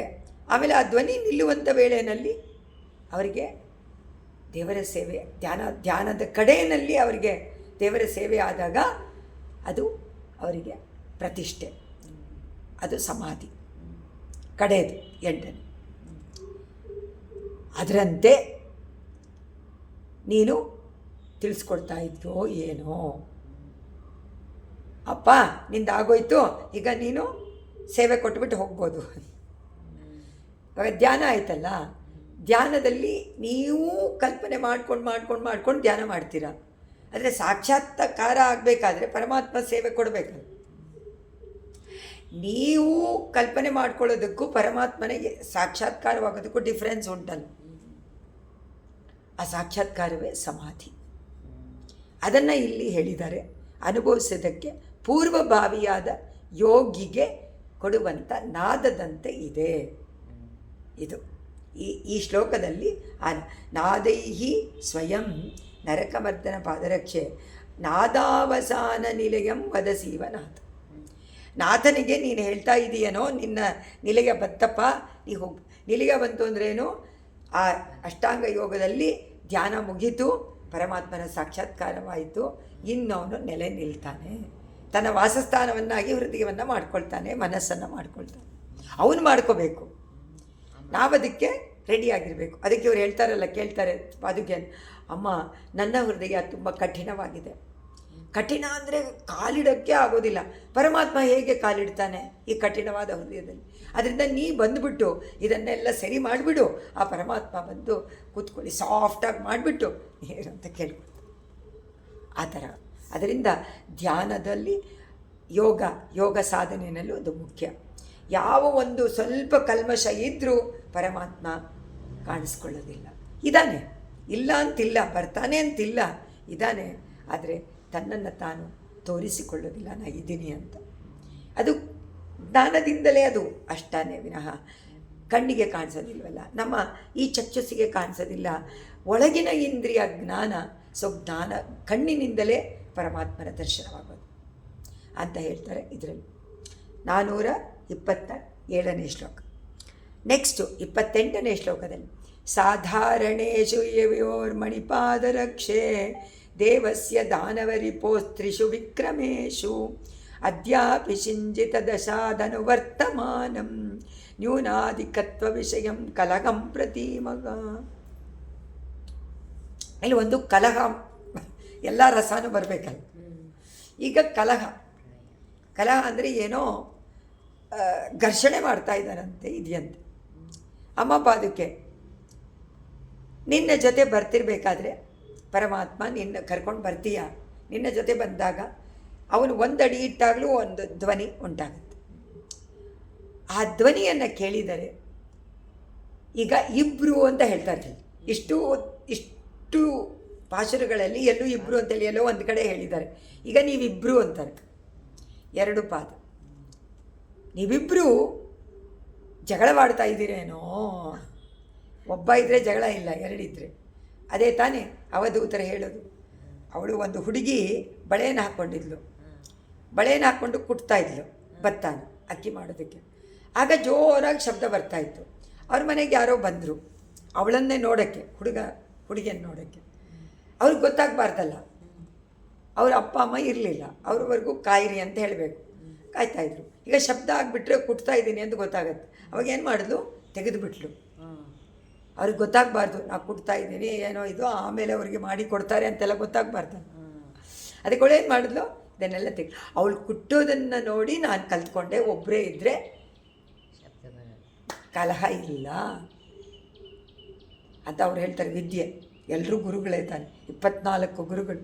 ಅಂದರೆ 24 ತತ್ವವೂ ನಮಗೆ ಗುರುವಿನ. ಇಲ್ಲಿ 2 ಇದೆ ಅಲ್ವ, ಅದರಿಂದ 2 ಪಾದಕ್ಕೆ.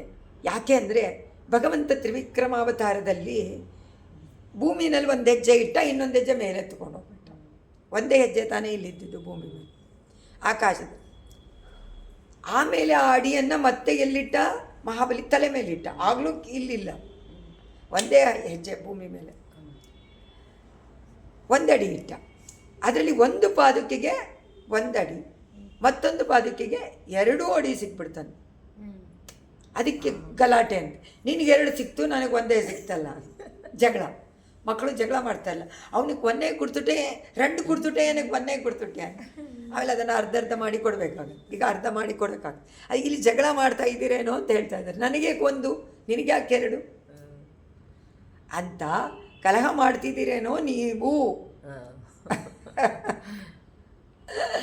ಆ ರಥಗಳ ನಾದದಿಂದ ನನಗನ್ಸುತ್ತೆ ನೀವು ಕಲಹ ಪ್ರಿಯರೇನೋ ಇಬ್ಬರು.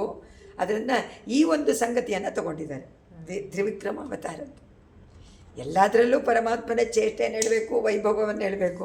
ಇದು ವಿಕ್ರಮತ್ವ, ಉರುಕ್ರಮತ್ವ. ತ್ರಿವಿಕ್ರಮ ಕೇಳಬೇಕಾ?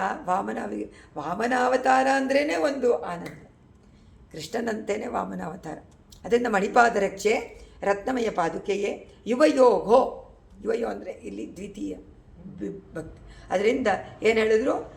ನೀವು ಇಬ್ಬರು ಸಾಧಾರಣೇಶು, ಸಾಮಾನ್ಯವಾಗಿರಬೇಕಾದ್ರೆ ದಾನವರಿಪೋಗೋ ದೇವಸ್ಯ ತ್ರಿಷು. ದಾನವರಿಪು ಅಸುರರಿಗೆ ಶತ್ರು ಪರಮಾತ್ಮ. ಅವನ ತ್ರಿವಿಕ್ರಮೇಶು, ತ್ರಿಷು ವಿಕ್ರಮೇಶು, ತ್ರಿವಿಕ್ರಮಾಕಾರದಲ್ಲಿ ಅವತಾರದಲ್ಲಿ ಏನಾಯಿತು? ಅಂದರೆ ಮೂರು ಅಡಿಗಳ ವಿಷಯದಲ್ಲಿ ಅಂತ. ತ್ರಿವಿಕ್ರಮೇಶು ಅಂದರೆ 3 ಅಡಿಗಳ ವಿಷಯದಲ್ಲಿ ನ್ಯೂನಾಧಿಕತ್ವ ವಿಷಯ, ಕಡಿಮೆ ಹೆಚ್ಚು. ನ್ಯೂನ ಕಡಿಮೆ, ಅಧಿಕ ಹೆಚ್ಚು. ಕಡಿಮೆ ಹೆಚ್ಚು ಎನ್ನುವಂಥ ವಿಷಯದಲ್ಲಿ ನಿಮ್ಮಿಬ್ಬರಿಗೂ ಜಗಳ. ಅದನ್ನು ಯೇಷು ಕಲಹಂ ಅದ್ಯಾಪಿ. ಈಗಲೂ ನೀವು ಮಾಡ್ತಾ ಇದ್ದೀರಾ? ತ್ರಿವಿಕ್ರಮ ಅವತಾರ ಕಾಲ ಆಗಿ ಎಷ್ಟೋ ದಿವಸ ಆಯಿತು, ಈಗಲೂ ನೀವು ಜಗಳ ಆಡ್ತಾ ಇದ್ದೀರೇನೋ.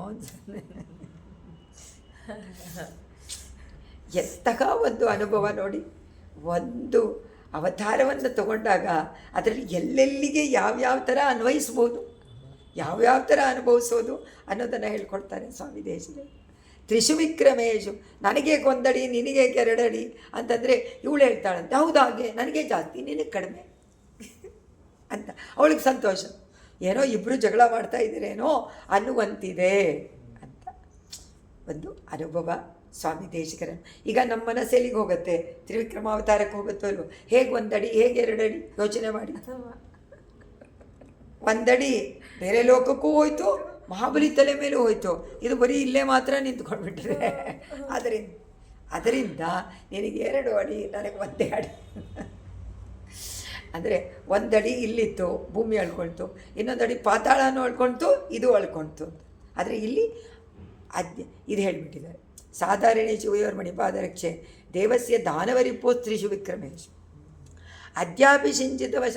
ಈಗಲೂ ಕೂಡ ನೀವು ಆ ಧ್ವನಿಯನ್ನು ಮಾಡಿ ಇಬ್ಬರು ಜಗಳ ಮಾಡ್ತಾ ಇದ್ದೀರಾ.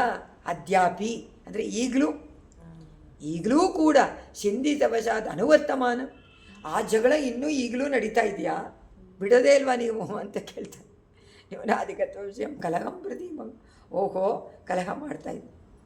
So next ಪ್ರಾಯಪದಾವನಿ ವಿಭೋ ಪ್ರಣಯಾಪರಾಧೆ ಮಾನಗ್ರಹಂ ಶಮಯಿತು.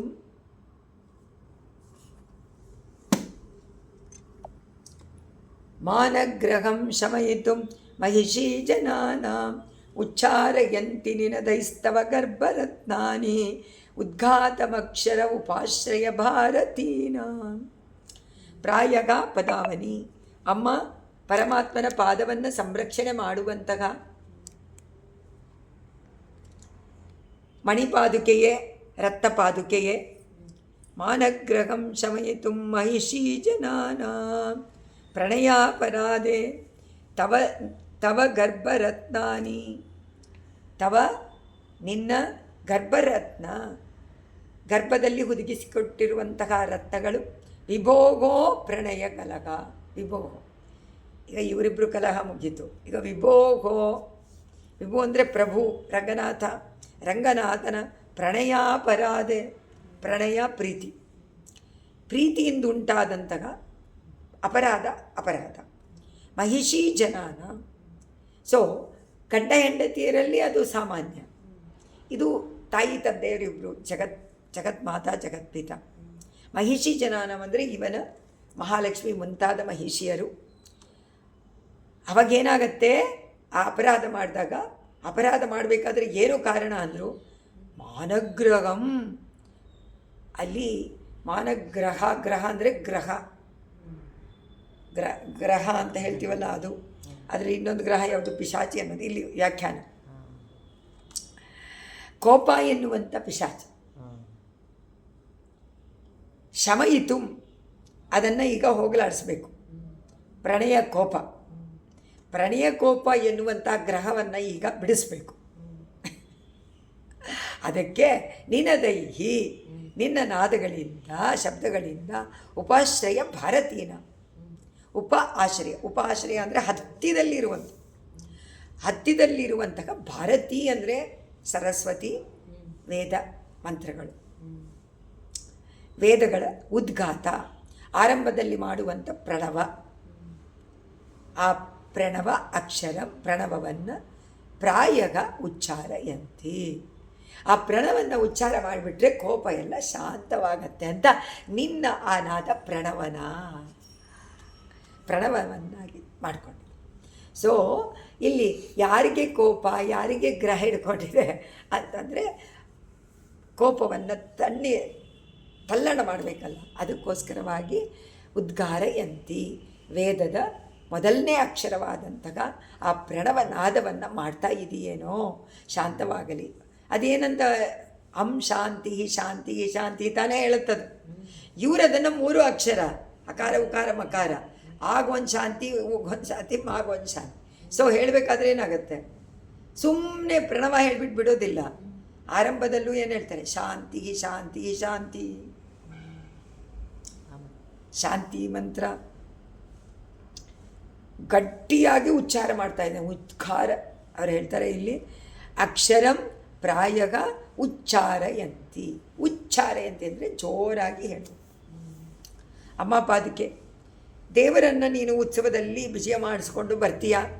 ನಿನ್ನ ಶಬ್ದಗಳು ಅದನ್ನು ಕೇಳಿದರೆ ನೋಡಿದರೆ, ಯಾವುದೋ ಒಂದು ಸಮಯದಲ್ಲಿ ಮಹಾಲಕ್ಷ್ಮಿ ಮೊದಲಾದ ಮಹಿಷಿಯರಿಗೆ ಭಗವಂತನ ಮೇಲೆ ಪ್ರೀತಿ ಜಾಸ್ತಿ ಆಗ್ಬಿಡ್ತು. ಪ್ರೀತಿ ಜಾಸ್ತಿ ಆದಾಗ ಕೋಪ ಬರಲಿಲ್ಲ ಅಂದರೆ ಅಥವಾ ಮಾತಾಡಲಿಲ್ಲ ಅಂದರೆ ಕೋಪ ಬರೋದು ಸಹಜ. ಆ ಪ್ರಿಯನ ಮೇಲೆ ಒಬ್ಬ ಪ್ರಿಯೆಗೆ ಕೋಪ, ಅದು ಪ್ರಣಯ ಕೋಪ ಅಂತ ಕರೀತಾರೆ. ಪ್ರಣಯ ಕೋಪ ಬಂದಾಗ ಹೆಂಗೆಂಗೋ ನಡೀತಾರೆ. ಇವರು ಮಿನ್ನಿಡೆ ಮಡವಾರೈ ಅಂತ ಸ್ವಾಮಿ ನಮ್ಮಾಳ್ವಾರ್ ಮಿನ್ನಿಡೆ ಮಡವಾರ್ ಅನ್ನುವಂಥ ಪದಿಕದಲ್ಲಿ ಅದನ್ನೇ ಪೂರ್ತಿ ಕೋಪ ಮಾಡ್ಕೊಂಡಿದ್ರು. ಒಬ್ಳು ಕೋಪ ಮಾಡ್ಕೊಂಡ್ಬಿಡ್ತಾಳೆ. ಅವಳು ಹೇಳ್ತಾರೆ, ಶುಂಡಾಯಂ ನಾನರಿವನ್ ಚಂಡುಂ ತಂದು ಪೋಗು ನಂಬಿ. ಯಾತಕ್ಕೆ ಕೈಯಲ್ಲಿ ಕೋಲು ಚೆಂಡು ಎಲ್ಲ ಇಟ್ಕೊಂಡಿದ್ಯಾ, ನಂದನ್ನು ಕೊಟ್ಬಿಟ್ಟು ಹೋಗುವಂತ ಹಿಂಗೆ ತಿರ್ಕೊಂಡು ಹೇಳ್ತಾಳೆ ನಾಯಕಿ. ಕೋಪ, ಪ್ರಣಯ ಕೋಪ, ಅದನ್ನೇ ಇಲ್ಲಿ ತಗೊಂಡಿದ್ದಾರೆ. ಪ್ರಣಯ ಕೋಪ ಬಂದಾಗ ನಾಯಕ ನಾಯಕಿ ಎಂದಿನಂತೆ ಈಗ ಇಬ್ಬರು ನಗನಗುತ್ತಾ ಮಾತಾಡಬೇಕು. ನಗನಗುತ್ತಾ ಮಾತಾಡಿಕೊಂಡು ಕೋಪ ಎಲ್ಲ ಶಮನವಾಗಿ ಪ್ರೀತಿಯಿಂದ ಇರಬೇಕು. ಅದಕ್ಕೋಸ್ಕರ ಪಾದುಕಾದೇವಿ ಹೇಳ್ತಾ ಇದ್ದಾರೆ, ನಿನ್ನಲ್ಲಿರುವಂತಹ ರತ್ನಗಳು ಮಂತ್ರಗಳನ್ನು ಹೇಳುತ್ತಂತೆ. ಶಾಂತಿ ಮಂತ್ರಗಳನ್ನು ಹೇಳಿ ಶಾಂತವಾಗಿ ಶಾಂತವಾಗಿ ಅಂತ ಅವರ ಕೋಪವನ್ನು ಕಡಿಮೆ ಮಾಡಿ ಆ ಓಂಕಾರವನ್ನು ಹೇಳುವಂತೆ ಇದೆ. ಈಗೇನಾಯಿತು, ಅಂತಃಪುರಕ್ಕೆ ಬಂದುಬಿಟ್ಟಿದ್ದಾನೆ ಅಂತಾಯಿತು. ರಂಗನಾಥ ಉತ್ಸವ ಸಂಚಾರ ಮಾಡಿಕೊಂಡು ಅಂತಃಪುರಕ್ಕೆ ಬಂದು ಒಳಗೆ ಹೋಗಬೇಕಾದ್ರೆ ಈಗ ಹೇಳಿದ್ರು ಹಿಂದೆ, ಒಳಗೆ ಹೋಗಬೇಕಾದ್ರೆ ಹೋಗು ಹೋಗು ಅಂತ ಹೇಳ್ತಾ ಇದ್ದಾಳೆ ಅಂತ. ಆಯಿತು, ಉತ್ಸವ ನಿನ್ನ ಆಸ್ಥಾನ ಬಂತು ಅಂತ ವದಸೀವ ಅಂದರು. ಈಗ ಇಲ್ಲಿ ಅವ್ರು ನೋಡಿದ್ರೆ ಕೋಪ ಮಾಡ್ಕೊಂಬಿಟ್ಟಿದ್ದಾರೆ ಒಳಗಡೆ ಲಕ್ಷ್ಮಿ ಎಲ್ಲ, ಇವನೊಬ್ಬನೇ ಹೋಗ್ಬಿಟ್ಟಲ್ಲ ಸಂಚಾರದಲ್ಲಿ ಅಂತ. ಅದಕ್ಕೋಸ್ಕರ ಆ ಕೋಪ ಶಾಂತಿಗೆ ಇವಳು ಶಬ್ದ ಮಾಡಿ ಓಂಕಾರವನ್ನು ಪ್ರಣವವನ್ನು ಉಚ್ಚಾರಣೆ ಮಾಡ್ತಾ ಇದೆಯೇನೋ ಹೇಳುವಂತೆ ಇದೆ ಅಂತ ಸ್ವಾಮಿ ದೇಶಿಕರು ಇದನ್ನು ಅನುಭವಿಸಿದ್ದಾರೆ. 429 430ನೇ ಶ್ಲೋಕ.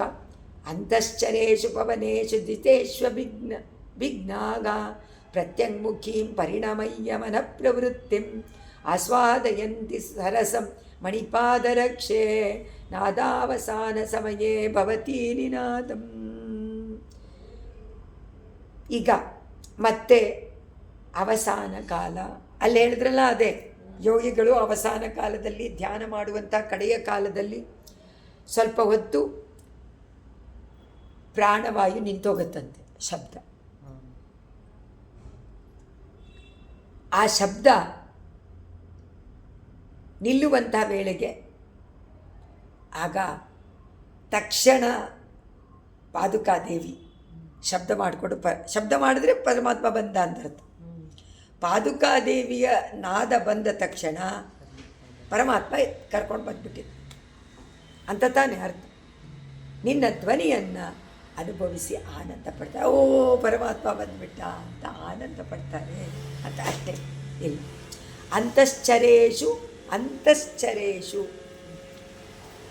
ಪವನೇಶು ಜಿತೇಶ್ವಭಿಜ್ಞಾಗ ಪ್ರತ್ಯಂಗುಖೀಂ ಪರಿಣಮಯ್ಯ ಮನಃಪ್ರವೃತ್ತಿಂ. ಅಮ್ಮ ಮಣಿಪಾದರಕ್ಷೆ ರತ್ನಪಾದುಕೆಗೆ ಅಭಿಜ್ಞಾಹ ಅಂದರೆ ಚೆನ್ನಾಗಿ ತಿಳಿದಂಥವರು, ಜ್ಞಾನಿಗಳು. ಆ ಜ್ಞಾನಿಗಳು ಇಲ್ಲಿ ಅವರನ್ನು ಯೋಗಿಗಳು. ಅಂತಶ್ಚರೇಶು, ಅಂತರಂಗದಲ್ಲೇ ಅವರ ಮನಸ್ಸು ಕಳಿಸಿ ಸಂಚಾರ ಮಾಡ್ತಾರೆ. ಅದೇ ಯೋಗ. ಏನು? ಒಳಮುಖವಾಗಿ ಪ್ರಯಾಣ. ನಾವೆಲ್ಲ ಬಹಿರ್ಮುಖಿಗಳು, ಅಂತರ್ಮುಖ ಇಲ್ಲ. ಅಂತರ್ಮುಖ ಇದ್ರೇ ಅಂತರ್ಯಾಮಿಯಾದ ಪರಮಾತ್ಮನ ಜ್ಞಾನ ಉಂಟಾಗತ್ತೆ. ಅದರಿಂದ ನಾವೇನು ಮಾಡ್ತಾ ಇದ್ದೀವಿ? ನಾವಿನ್ನೂ ಹುಡುಕ್ತಾ ಇದ್ದೀವಿ ಹೊರಗಡೆನೆ. ಧ್ರುವನಂತೆ ಇಲ್ಲ ನಾವು. ಧ್ರುವ ನಾರದರ ಅನುಗ್ರಹದಿಂದ ಒಳಗೇನೆ ಪರಮಾತ್ಮನನ್ನು ಕಂಡ. ಆಚಾರ್ಯ ಕೃಪೆ, ಜ್ಞಾನ ಸಂಪಾದನೆ ಮಾಡಲಿಲ್ಲ. ಆಚಾರ್ಯ ಕೃಪೆಯಿಂದ ಜ್ಞಾನ ತಾನಾಗೆ ಉಂಟಾಯಿತು. ಆ ಮಂತ್ರ ಜಪದಿಂದ ಉಂಟಾಯಿತು. ಅದನ್ನು ಇಲ್ಲಿ ಅನ್ವಯಿಸಿಕೊಂಡಿದ್ದಾರೆ.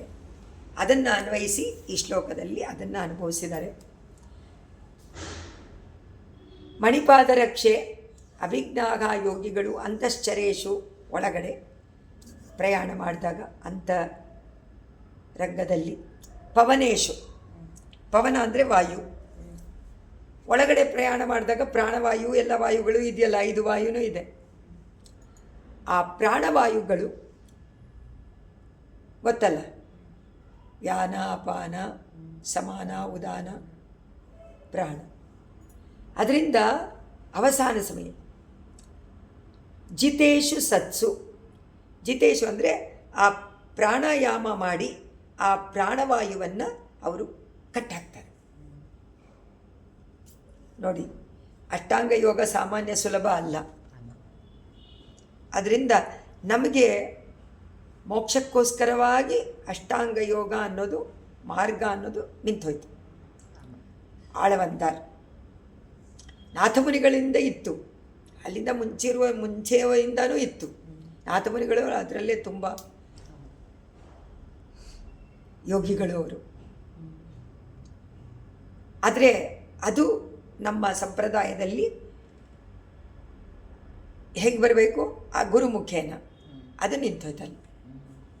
ಈಗಲೂ ಅದೇ ಏನೇನೋ ಇದೆ, ಪುಸ್ತಕಗಳೆಲ್ಲ ಉಂಟು, ಮಾಡ್ತಾರೆ. ಅಷ್ಟಾಂಗ ಯೋಗನೇ ಅಂತಾನೆ ರಂಗಪ್ರಿಯ ಸ್ವಾಮಿಗಳ ಆಶ್ರಮಕ್ಕೆ ಅಷ್ಟಾಂಗ ಯೋಗ ಅಂತಾನೆ ಹೆಸರು.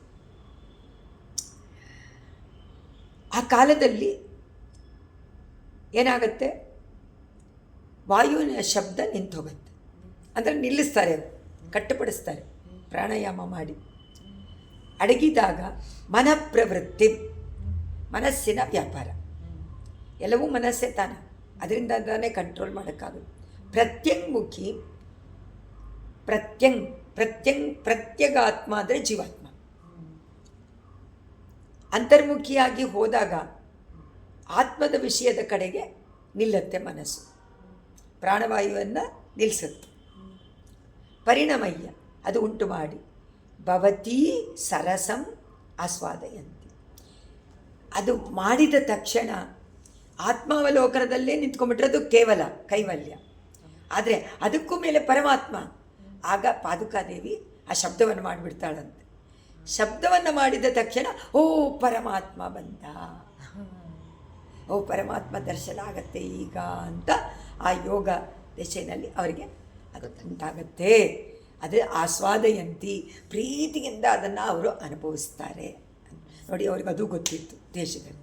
ಅಷ್ಟಾಂಗ ಯೋಗ ಎಷ್ಟು ಚೆನ್ನಾಗಿ ಹೇಳಿದ್ದಾರೆ ಇದನ್ನು, ಅವರ ಮಾತೇನು.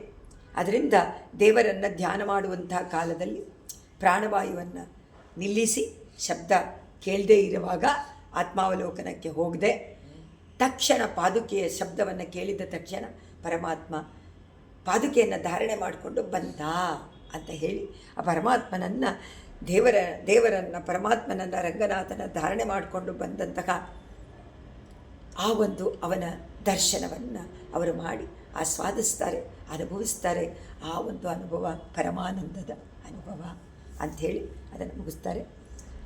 ನಿನ್ನ ಧ್ವನಿ ಆ ಅನುಭವವನ್ನು ಕೊಡುತ್ತೆ.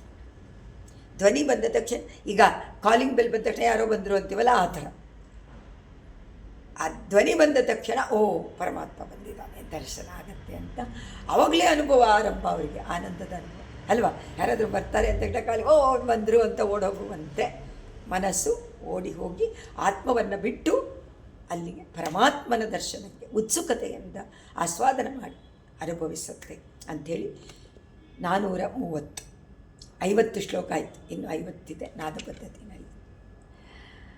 ಜಯತಿ ಯತಿರಾಜಸೂಕ್ತಿ ಜಯತಿ ಮುಕುಂದಸ್ಯ ಪಾದುಕಾಯುಗಳಿ ತದುಭಯದನಾ ತ್ರಿವೇದೀಮವಂದೆಯಂತೋ ಜಯಂತಿ ಭುವಿ ಸಂತಗ ಸಂತ ಶ್ರೀರಂಗಪೃಥ್ವೀಶ ಚರಣತ್ರಾಣಶೇಖರಾಗ ಜಯಂತಿ ಭುವನತ್ರಾಣ ಪದಪಂಕಜರೇಣವಗ ಕವಿತಾರ್ಕಿಕ ಸಿಂಹಾಯ ಕಲ್ಯಾಣ ಗುಣಶಾಲಿನೇ ಶ್ರೀಮತೆ ವೆಂಕಟೇಶಾಯ ವೇದಾಂತ ಗುರವೇ ನಮಃ. ಅಸ್ಮದ್ಗುರುಭ್ಯೋ ನಮಃ. ಸರ್ವಂ ಶ್ರೀ ಆಚಾರ್ಯಾರ್ಪಣಮಸ್ತು.